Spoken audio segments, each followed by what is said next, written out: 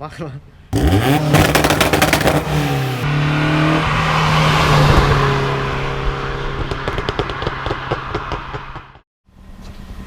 Remember the black car that I bought for the winter time?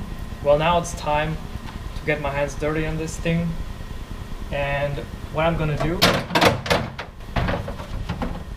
is swap out the BP5A engine, which is the standard Mx5 NA 1.8 liter engine, for a BP60 VVT engine,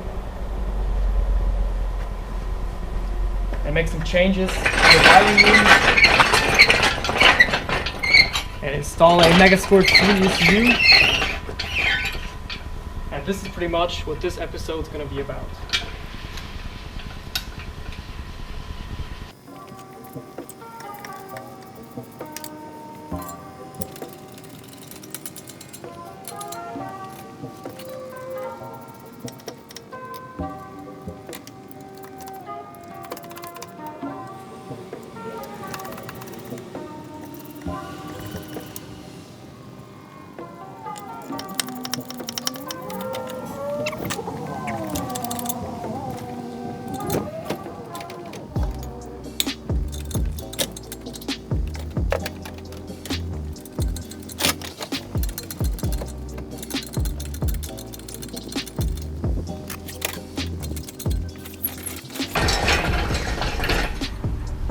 Well, I guess that went pretty fast.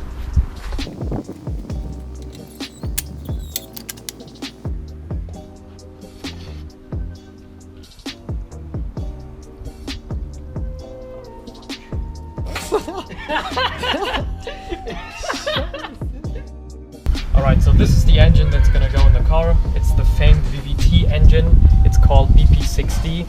And what's better about this engine than the stock BP5A NA engine? It's got variable valve timing on the intake side, on the intake camshaft. It's got a baffle plate here to support the strength of the block, and it's also got higher compression than the stock motor, so it's better for naturally aspirated applications. And this one is in fairly good condition. We're gonna put a coolant reroute on this thing, and that's about it. Let's put this thing in the car. Well, normally you would not run a coolant reroute on one of these VVT engines, but since this car will probably get beat up on the track anyway at some points, the head was taken off and an earlier BP head gasket was fitted, so we can run the coolant reroute no problem.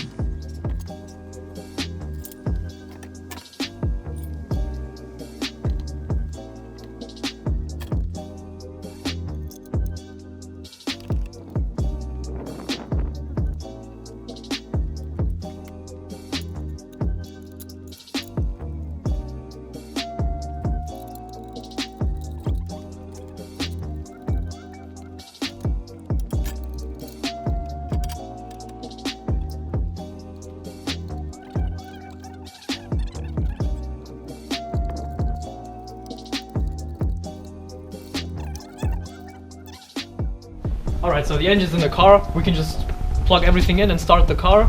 No. Here's a couple of things that we will need. For example, wideband sensor for the tuning. We're gonna need a standalone ECU. This is a Megasquirt 3 Mini. We're also gonna need to make changes to the wiring harness to accommodate for the crank angle sensor here that goes down there. And also some other wires that are gonna be plugged into the car. Also gonna need a intake air temperature sensor and probably some other stuff like intake manifold that fits the BP60 engine. This is the best stock Mazda square top manifold out there. It'll give you the best power. And also for the fuel system, we're gonna need the fuel rail from a 99 to 2000 NB, since it also has a return style fuel system like our NA chassis does.